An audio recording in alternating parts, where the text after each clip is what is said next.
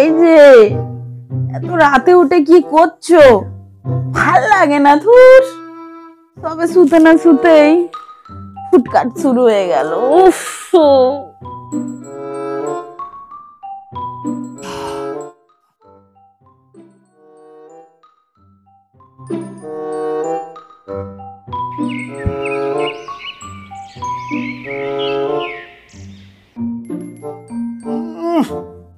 রাত।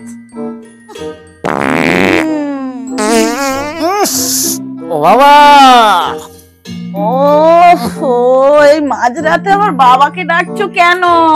হ্যাঁ, বাবাকেই ডাকছি, তবে আমার বাবাকে নয়, তোমার বাবাকে।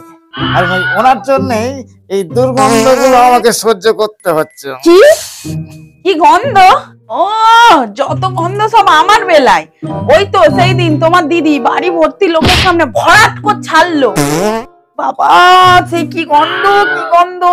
সঙ্গে সঙ্গে বাড়ি ভর্তি লোক উঠে চলে গেল। বাবা, কি লজ্জা, কি লজ্জা! ছি, ওই তখন তো তোমার গন্ধ লাগেনি। দেখো, দেখার নয়, ওটা শোকার জিনিস। তাই তুমি চুপচাপ শুকে যাবে। ভালো না লাগলে শুকবে না।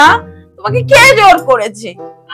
দেখো, এই পাঁদের একটা ধরন আছে, সব জায়গায় সমানভাবে পাঁদতে নেই। বেশ করবো, পাঁদবো। আমার পাঁদ আমি যেভাবে খুশি পাঁদবো। দেখো, এর মাঝখানে তুমি একদম নাক গলাতে আসবে না। আরে, তোমার পাঁদে কি আমি নাক গলাতে আসি? এই তোমার পাঁদই তো আমার নাকে গলতে আসে। আচ্ছা, ঠিক আছে, যত দোষ আমার পাঁদে। এবার হয়েছে।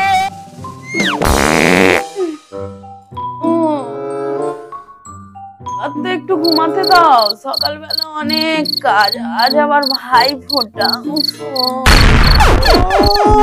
বলি ঘুমাও আর পেতে যাও, খালি ঘুমাও আর পেতে যাও। বলি বলি কটা বাজে দেখেছো? সকাল হয়ে গেল। তাই নাকি? আমি ভাবলাম মাঝরাত। আজ আবার ভাই ফোঁটা, আজ আমার ভাই আসবে। দেখি একটু সরো সরো সরো বাবা।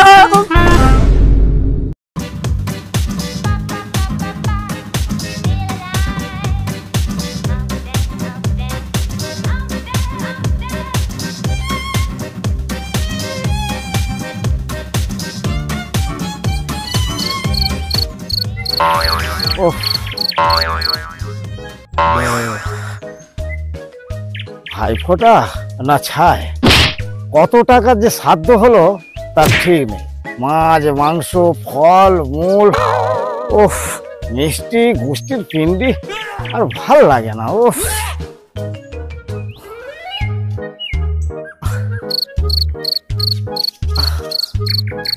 যাই বাবু, আমি এসে গেছি। ও, এসে গেছো, একটা খুব ভালো করে যাও। তাহলে কি ঢাক ঢোল কাশি ভাড়া করে নিয়ে আসি? সকাল সকালে চলে আসতে হলো কেন? একটু বেলা করে এলে কি ভাই ফোঁটাটা ফুরিয়ে যেত? না, আমি ভাবলাম এই তাড়াতাড়ি এলে খাওয়া দাওয়াটাও তাড়াতাড়ি শুরু করা যেত।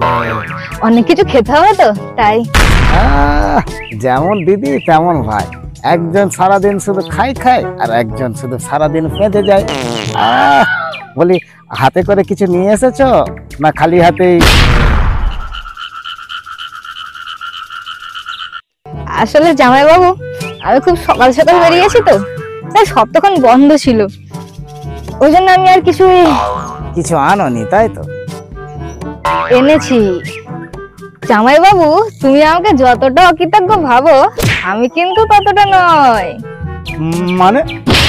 মানে আমাদের বাড়ির একটা সম্মান আছে। জামাই বাড়িতে গেলে হাতে করে কিছু একটা নিয়ে যেতে হয়। এটা আমার বাবা আমাকে শিখিয়েছে। তো এত বড় বড় তো কথা বলছো, তো কি নিয়ে এসেছো হাতে করে? হাত তো পুরো খালি লাগছে।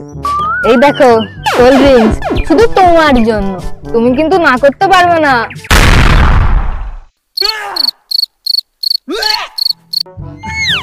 থাক, তোমার কোল্ড ড্রিঙ্কস তুমিই খাও। অনেকটা রাস্তা হেঁটে এলে কোল্ড ড্রিঙ্কসের আমার আর দরকার নেই। থ্যাংক ইউ জামাই বাবু।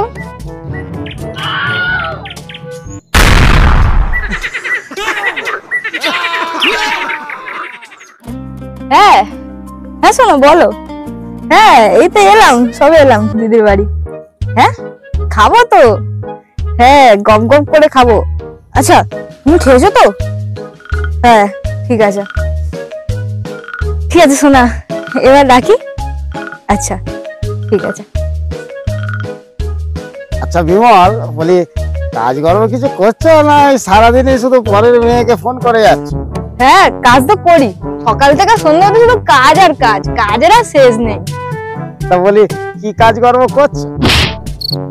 ইয়ে মানে পাম দিই। পাম দাও? কাকে পাম দাও? মানে মানে কিসে পাম দাও? ট্রেনের চাকায়। তুমি জানো আমি কিছু করি না, তাহলে বারবার কেন প্রশ্ন করো? আচ্ছা যাকে বাদ দাও, কি বাজার করে আনলে? মাংস টাংস এনেছো তো? আজকে কিন্তু পেট পুড়ে খাবো। গপ গপ গপ গপ গপ গপ গপ গপ গপ। শালা একেবারে একেবারে সত্যি করে রে শালা।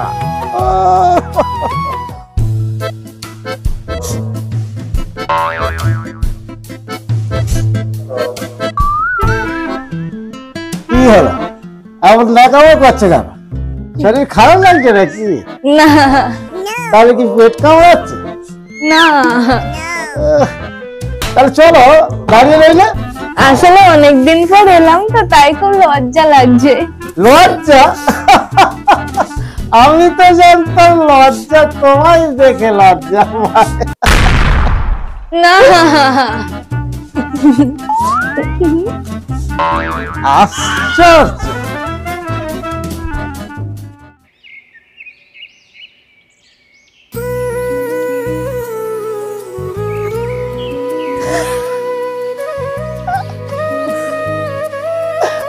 কই আমার ভাই এলো না? ভাই? কই কই আমার ভাই এলো, কটা শাড়ি এনেছে দেখেছো? শাড়ি? শুধু শাড়ি?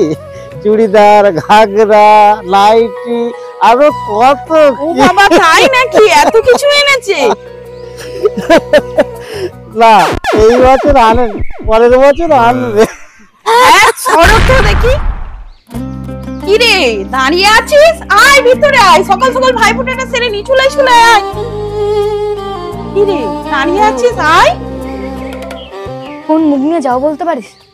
আজ ভাই ফোটা, সব ভাইরা তার বোনের জন্য কিছু না কিছু নিয়ে এসেছে, আর আমি এমন একটা নির্লজ্জ ভাই, সে তার দিদির জন্য কিছুই আনতে পারেনি।